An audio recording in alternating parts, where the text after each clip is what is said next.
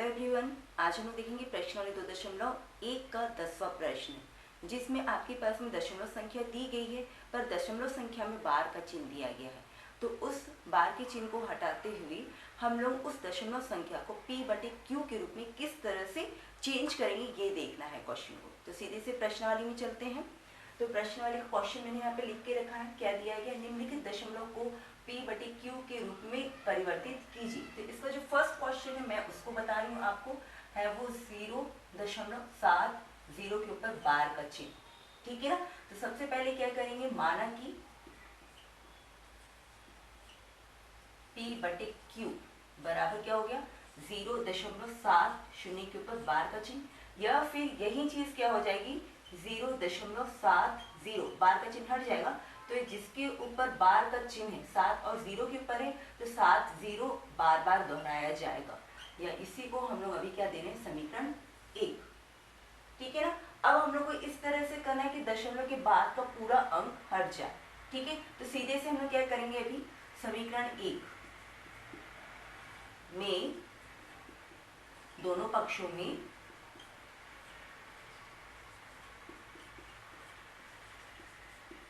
दशमलव के बाद 2 अंक है जिसके ऊपर बार का चिन्ह है, इसलिए हम लोग 2 अंक इसलिए 100 से गुणा करेंगे। क्या लिखेंगे, समीकरण 1 में दोनों पक्षों में 100 का गुणा करने पर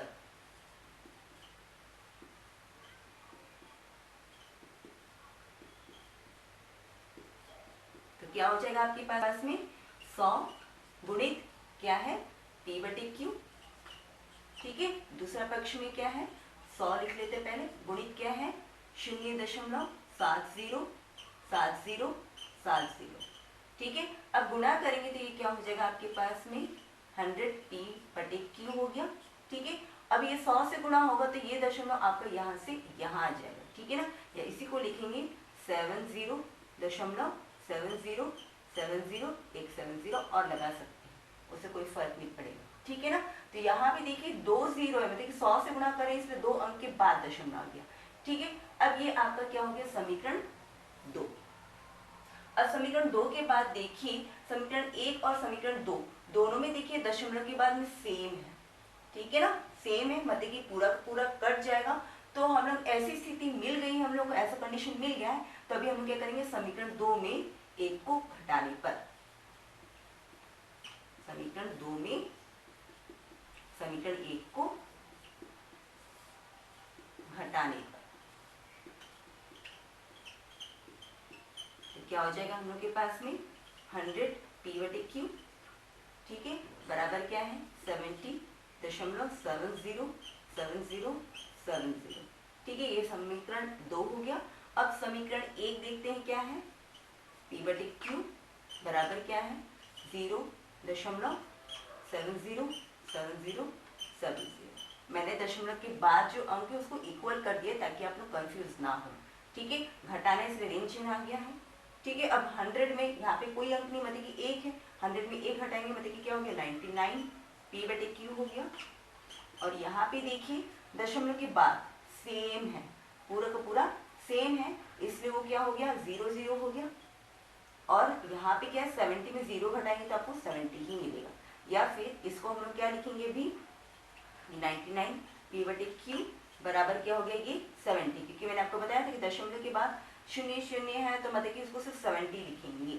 ठीक है। तो इस तरह से अभी क्या हो जाएगा आपके पास, देखिए 99 p/q बराबर क्या है 70। ठीक है। तो p/q का वैल्यू ज्ञात करना है, तो p/q तो अपनी जगह पे रहेगा, 99 यहाँ पे क्या था अंश में था, वो दूसरी ओर जाएगा तो हर में चला जाएगा।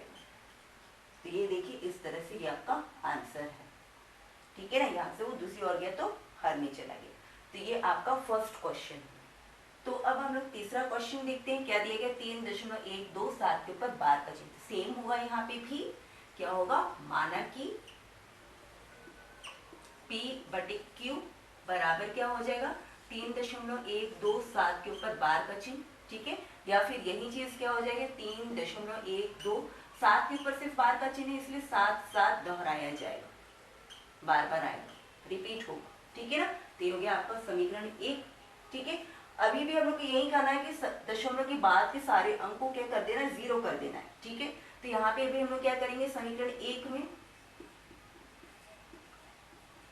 अभी हम लोग क्या करेंगे, सबसे पहले ये जो आपके दशमलव के बाद का जो डिजिट है 1 और 2, ये बस अलग है, बाकी ये सेम है। तो पहले ये दो आपका जो नंबर है इसको क्या करते हैं, किस ओर ले आएंगे, बाईं ओर ले आएंगे। तो इन दो नंबर को इस साइड लाने के लिए क्या करना पड़ेगा, 100 से गुना करना पड़ेगा, क्योंकि यहाँ पे 2 अंक है। ठीक है, तो अभी क्या करेंगे, समीकरण 1 में दोनों पक्षों में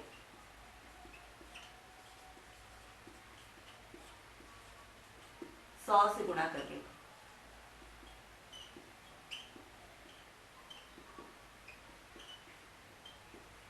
क्या हो जाएगा आपके पास में 100 गुणित p/q हो गया।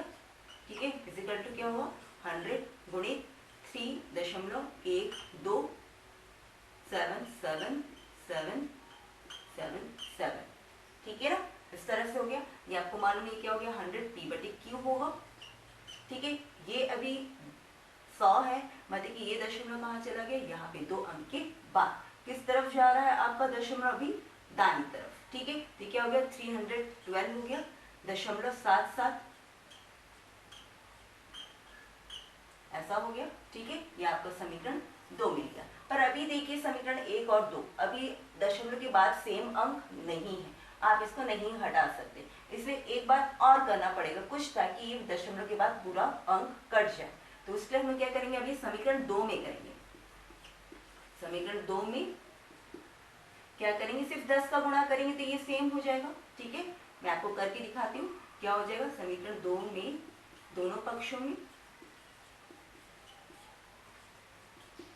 10 का गुणा करेंगे।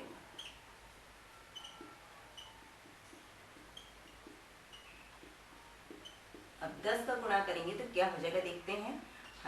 10 मल्टीप्लाई 100 p/q इजिकल टू क्या हो जाएगा हम लोग के पास में, 10 मल्टीप्लाई 312, दशमलव कितना है, 7777। ठीक है, अब ये 10 को 100 से मल्टीप्लाई करेंगे तो ये 1000 हो गया, 1000 हो गया p/q। ठीक है ना, अब ये 10 एक 0 है, मतलब कि ये दशमलव यहाँ से यहाँ आ जाएगा, एक अंक के बाद दाईं तरफ जाएगा। तो क्या हो जाएगा अभी आपका 312 और ये 7 आ गया, 0.7777। यहाँ पे 4 7 है, इसके बराबर कर देते हैं ताकि आपको हल करने में आसानी हो जाए। ठीक है, तो ये समीकरण 3 आया समझ में। अब यहाँ पे देखिए क्या होगा आपके पास में, अब समीकरण 2 और 3 को कंपेयर करके देखिए कि आपका दशमलव के बाद का जो अंक है वो सेम टू सेम है। अब आप सॉल्व कर सकते हैं, घटा सकते हैं, तो इसी को लिखेंगे समीकरण 3 में, समीकरण 2 को घटाने पर।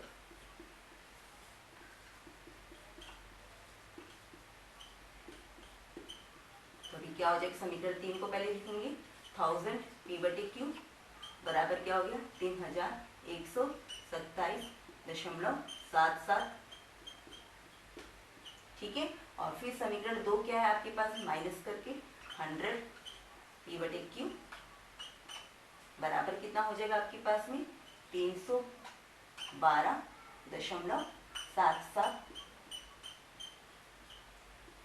ठीक है ना, तो मैंने यहाँ पे आपको बताया दशमलव के बाद सेम है वो पूरा बढ़िया, सिर्फ इसको घटाना है। 7 में से 2 घटाए 5 हो गया, 2 में से 1 घटाए 1 हो गया, अब यहाँ पे 1 11 कर दिए, कितना होगा आपके पास में 8 हो गया, और ये 2।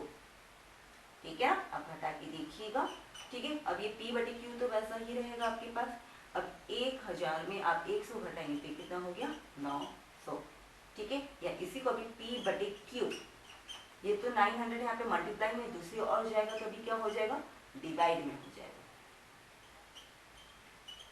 ठीक है ना, अब यहाँ पे दिख रहा है कि दोनों का इकाई अंक कैसा है, 5 और 0, मतलब कि दोनों ही अभी 5 के बारे में जा सकता है। ठीक है, हम लोग इसको हल करके देखते हैं। 5 से काटेंगे तो क्या हो जाएगा, 5 बचे 25 हो गया, 3 बच गया तो ये क्या हो गया, 31 हो गया, तो 6 बार में 30, 1 बच गया मतलब कि 15। ठीक है, ऐसा होगा, आप हल करके देखिएगा एक बार। ठीक है, फिर उसके बाद में इसको भी देखते हैं हम लोग अभी 5 से, तो 5 से क्या होगा, 5 से कम 5 हो जाएगा। ठीक है, 4 बच गया तो क्या हो गया, 80 हो गया, मतलब कि 5 8 80, सॉरी 5 8 40। ठीक है, और ये 0 आपका ऐसा ही। ठीक है, 5 से तो मैंने काट दिया, शुरुआत 5 से की, पर अभी भी देखिए ऐसा है कि ये कट सकता है। यहाँ पे इकाई में 3 है और यहाँ पे 0 है, पर ये दोनों ही अभी अंक जहाँ तक 3 में जा सकते हैं। तो कोशिश करके देखते हैं तो क्या हो जाएगा। पहले जो बचा है उसको लिख लेते हैं। ठीक है, 3 से करके देखेंगे तो 3 एकम 3 हो गया, 2 बच गया तो कितना हो गया, 26 हो गया। ठीक है, तो 3 अठे कितना होता है, 24 होता है। ठीक है, फिर उसके बाद में आप इसको कर सकते हैं।